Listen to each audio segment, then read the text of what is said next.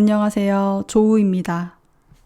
저는 지난 8년 동안 소설가가 되기 위한 습작생 생활을 해왔는데요. 이 작가지망생 생활이라는 게 되게 묘한 구석이 있더라고요.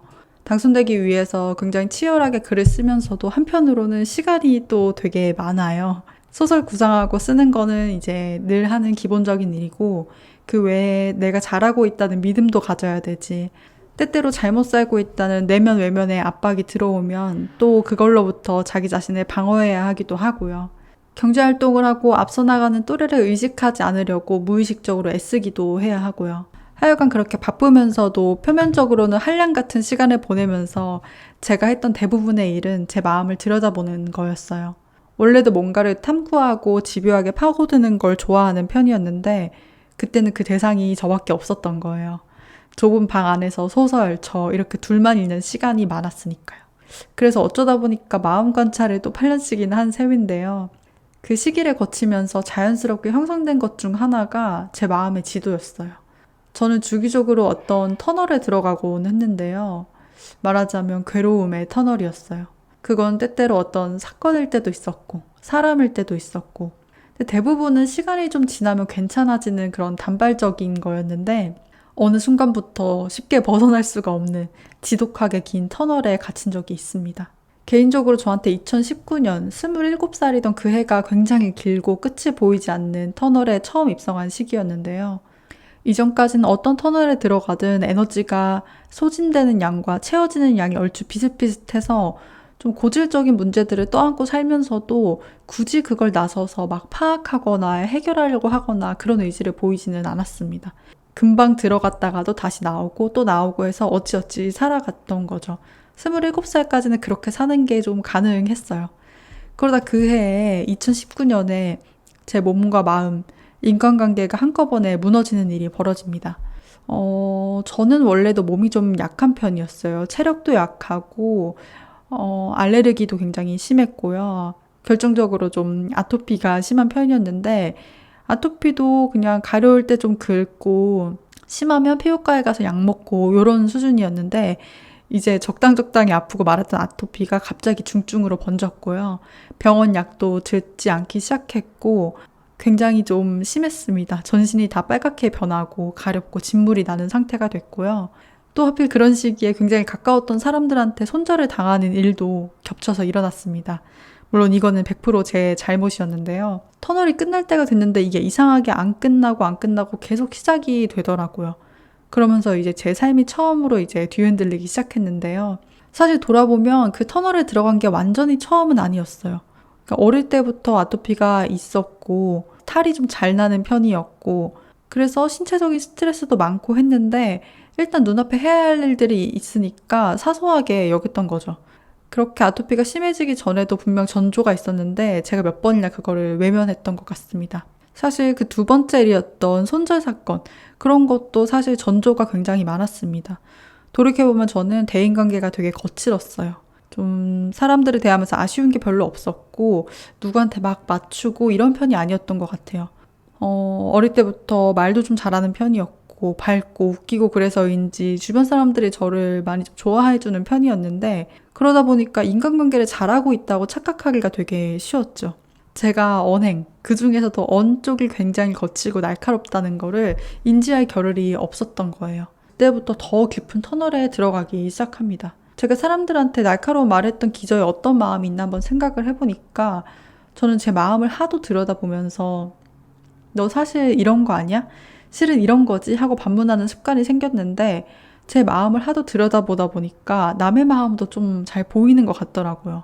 그래서 누군가 의도를 숨기기 위해서 하는 말이나 본심과 다르게 하는 말들 이런 게 안 보고 싶어도 자꾸 보이는 거예요.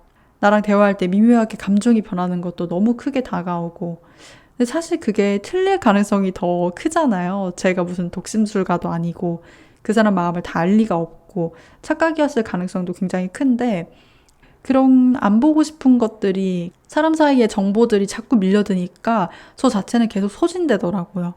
사람과 대화를 할 때도 누군가와 같이 앉아서 밥을 먹거나 할 때도 온전히 그거에 집중을 못하고 계속 저한테만 집중하게 되더라고요. 그래서 인간관계를 확 줄였고 소통 자체도 굉장히 줄였고요. 나도 모르게 너무 많은 마음을 쏟게 되는데 그게 좀 건강한 것 같지 않다 싶은 사람과는 더 거리를 두기도 했습니다. 건강에도 마찬가지로 이제 대응을 하기 시작했어요. 아토피라는 질환이 사실 통제로 시작해서 관리로 끝나는 그런 질병이거든요. 피부과에서 해줄 수 있는 게 그냥 증상만 억지로 잠재우는 거지 대부분은 혼자 해야 되는 거라서 어쩔 수 없이 저는 수면 습관이라든가 식습관 같은 걸 뜯어 고치기 시작했습니다. 일상생활이 불가능했기 때문에 선택의 여지가 없었어요. 중증 아토피 환자가 되는 건 너무 무서웠거든요. 아무튼 오늘은 아토피 얘기를 하려고 한 게 아니니까 그 일을 겪기 전이랑 후에 제가 가장 달라졌던 거는 제 마음에서 에너지를 숭덩숭덩 가져가는 그 터널들을 제가 지도에 표시하기 시작했다는 거였어요. 제 마음을 들여다봤을 때 내 마음을 채워주는 것도 있고 가라앉혀주는 것도 있지만 그 중에서 마음을 고갈시키는 것들, 소진시키는 것들, 이거를 제일 먼저 해치워야겠다. 이렇게 다짐을 했던 거였거든요. 그리고 그 과정에서 지도를 만드는 일은 굉장히 중요한 일이었고요. 저에게서 한 걸음 좀 거리를 두고 떨어져서 나는 이런 부분에 취약한 사람이구나. 여기에 싱크홀이라든가 터널이라든가 이런 게 자리 잡아 있는 사람이구나. 이걸 알고 나니까 해결하기가 굉장히 수월하더라고요. 그때부터 저를 바라보는 인식이 많이 바뀌었던 것 같아요. 굉장히 정돈도 많이 됐고요. 27살 이전까지는 제 인생이 그래도 좀 굉장히 평온한 편이었습니다. 그래서 그때 당시에는 문제를 해결하기가 조금 급급했던 것 같은데 그 시기를 지나면서 확실히 나를 어떻게 대해야 되는지 알았고 그 일들을 다루지 않았을 때 다른 일들도 굉장히 일상생활 전반에 피해를 준다는 걸 조금 알았어요. 그 이후로는 항상 마음속에 그 지도를 펼치고 이 구간을 조심해야 된다라는 걸 새기면서 살아가기 시작했습니다. 모든 문제가 이렇게 지도를 만들어서 방법을 찾아서 해결했다. 이렇게 해피엔딩을 맺으면 좋겠지만 주위를 둘러보면 그렇지는 않은 것 같아요. 제가 겪었던 질환은 생활 방식을 다 바꿔야 한다는 점에서 만만치 않은 질병이기는 했지만 그렇다고 내 생명을 갉아먹는 질병은 아니었거든요. 인간관계 문제 역시 마찬가지였어요. 제 경우에는 어느 정도 적정한 거리를 찾아가는 것으로 해결이 됐지만 이 세상에는 여러 이유로 마주해야 하는 관계들도 있게 마련이니까요. 회피는 되게 달콤해서 어쩌면 내가 이러이러한 상황에 부닥쳤다라는 걸 받아들이고 난 이후의 일이 고통을 뭉뚱그려서 그때그때 해결할 때보다 더 괴로울 수도 있을 것 같아요. 저도 그랬거든요. 직면한 데에는 그래서 많은 용기가 필요한 것 같고 하지만 또 지도가 없으면 길을 잃기 쉽잖아요. 결국에는 자신을 위해서 길을 잃고 헤매지 않기 위해서 힘들지만 인정하고 파악하는 단계가 필요하다고 생각을 합니다. 어떤 문제가 발생했을 때 한 걸음 떨어져서 지금 내가 와 있는 곳에서는 이러이러한 일들이 있군.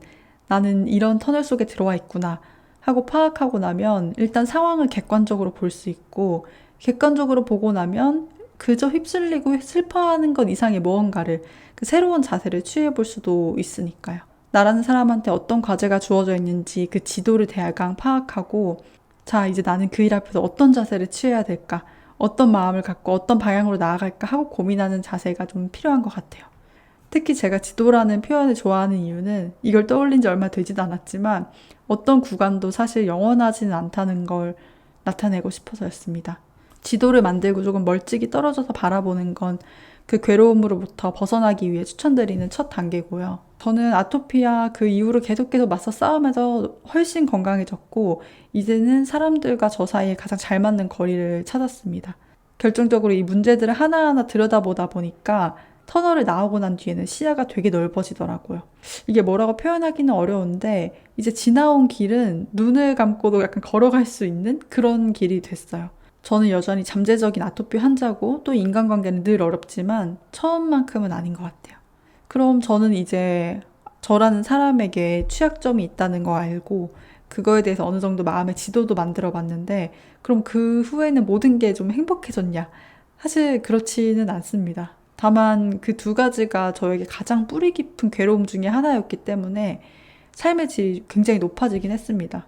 또 그 구간을 지나니까 새로운 지도에서 새로운 터널이 나타나기도 했는데요. 그 과정을 처음 거치던 그때랑 똑같지는 않은 것 같아요. 그때 제가 배운 건 살면서 터널에 어쩔 수 없이 들어가게 되는 시기는 분명히 있다. 그리고 그 어려움 앞에서 내가 어떤 자세를 취해야 하지? 그런 걸 많이 배웠던 것 같고, 무너지는 방법도 알았고, 다시 일어나는 방법도 알게 됐고요. 아무튼 처음에는 이제 몸과 마음, 인간관계가 다 무너진 걸 계기로 지도를 만들게 됐지만, 이제는 수시로 지도를 펼쳐놓고 점검을 합니다. 이게 실제로 제가 그림을 그리거나 하는 건 아닌데요. 틈틈이 제 마음을 들여다보면서, 아, 요즘 나를 어렵게 하는 건 어떤 게 있지? 나를 스트레스 받게 하는 건 뭐가 있지? 이게 단기적인 문제인가? 아니면 장기적인 부분인가? 원인은 뭐고, 나는 어떻게 대항할 수 있는지, 이런 것들을 굉장히 사전에 고민을 해둡니다. 살다 보면 저를 굉장히 기분 좋게 만드는 것도 있고, 채워주는 것도 있지만, 저는 그거에 집중하기보다 사실 저를 힘들게 하는 거를 빨리빨리 찾아내서 어떤 조치를 취할 때 더 행복해지는 것 같아요. 이게 결과적으로 행복으로 이어지는 길이라는 걸 좀 알았거든요. 그런 것들을 하나하나 해치워 나가니까 알아서 앞으로 나가는 그런 느낌이 들더라고요. 제 마음의 터널들은 이러이러한 것들이 있었고, 제가 마음의 지도를 만든다는 건 이런 의미인데, 또 여러분의 마음 지도에는 어떤 터널이 있는지 좀 궁금합니다. 이미 그 터널을 좀 지나오셨는지, 아니면 그 터널 속에 있으신 분들도 계실 테고요. 아니면 아직 살면서 그렇게 터널이라고 할 만한 그런 괴로움을 마주하기 전 단계에 있으실 수도 있고요. 또 나약했던 저랑은 달리 무던하게 잘 뚜벅뚜벅 지나오신 분들도 계실 것 같고. 네, 오늘 제가 준비한 내용은 여기까지입니다. 영상과 함께 해주셔서 감사하고, 제 이야기를 듣고 혹시 떠오르는 말들이 있다면 댓글로 적어주시면 감사하겠습니다. 네, 그럼 다음 영상에서 찾아뵙겠습니다.